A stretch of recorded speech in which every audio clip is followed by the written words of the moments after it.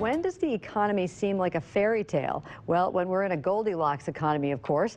In this morning's U.S. Bank Economic 360, U.S. Bank Senior Vice President Mike Denneman and Business Watch producer Kelly Leon discuss the possibility of a storybook economy. Mike and Kelly. Thanks, Peg. It sounds great. A Goldilocks economy. Right. What is it? Right? Yeah, we'll call this part 2 of our fairy tale series because last time we talked about unicorns. Yeah. Today we've got Goldilocks. Yeah. So it sounds whimsical, but it really is a thing. Yeah. And so it's kind of a play on words. You know, think back to the story of Goldilocks and the Three Bears. Okay. And she wanted her porridge not too hot, not too cold, but just right. And so look, put that in context of the economy. And so we're very familiar with how over time there is this boom and bust nature to our economy. And so we have an expansion, and if things are going a little bit too quickly, we get the boom, which is nice while it lasts, but then inevitably we get the downturn and the recession comes, and that's the bust.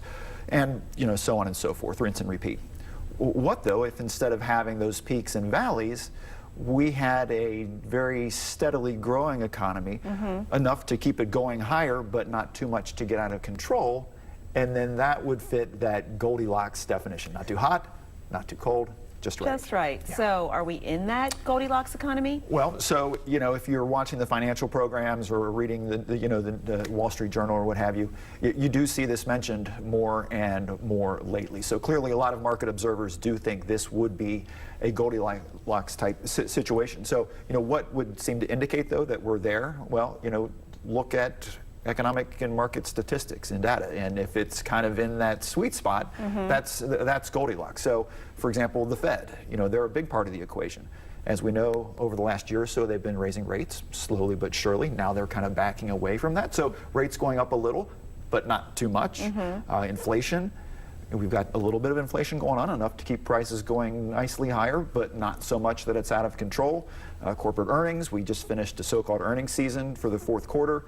Those numbers came in good, but not over the top good. So, you know, the list goes on of all these measures that are doing well, but not, you know, super well. Yeah, so what could go wrong in that scenario? Well, yeah, and so that's the rub, right? Yeah, and so the problem with Goldilocks is that it's hard to hold on to.